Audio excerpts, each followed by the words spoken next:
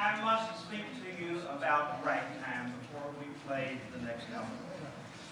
On the one hand, those of us in a band like this have to be prepared to play a great deal of what people want to hear, or we wouldn't get invitations to perform.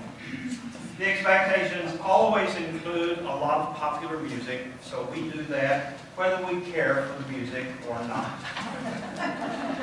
On the other hand, those of us, such as myself, who are trained musicians and who are people of good taste, decorum, and high standards, are very much concerned about today's generation of young people and their very questionable taste for music.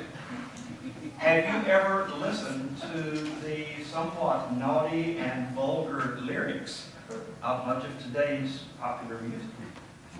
This ragtime movement of recent years is an excellent example. What we now call ragtime originated in the late 1890s as dance music in the red light districts of Negro communities in St. Louis and New Orleans. It was performed by players who were often uneducated, didn't read music, and were self-taught on their instruments. And worse, dancers to this music moved their bodies in a manner that most of us would consider obscene.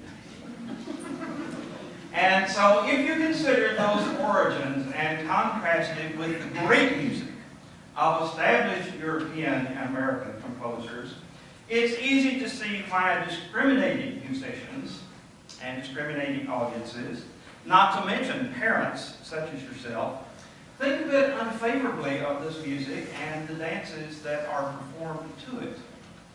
Ragtime music is characterized by syncopation, placing accents in the music where music should never be accented. Thus, the outcome is intended to be ragged.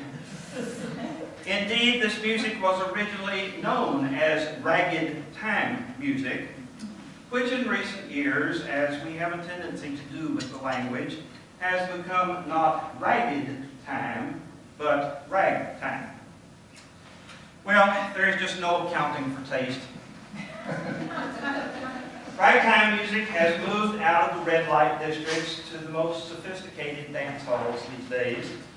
It has been more or less accepted by every level of society. Sales of sheet music and recordings of ragtime pieces are in the many millions. The major orchestras, of course, certainly never touch this, but even the Sousa Band occasionally performs ragtime. So it has become expected, and we have performed for you today several pieces that identify themselves as ragtime on the sheet music, which is probably on your parlor piano. We've played for you a piece with lyrics that refer to Hello, My Ragtime Gal. Nola is touted as a ragtime novelty piece. We've done Alexander's Ragtime Band. We've done 12th Street Rag. And that one in particular touts the red light district of Kansas City. We're going to leave you, though, with two more. The first of which is a less undesirable form of this genre, and it's called the Blue Goose Rag. It was written in 1916 by Charles Johnson of Kansas City, who was a classically trained pianist and should have known better.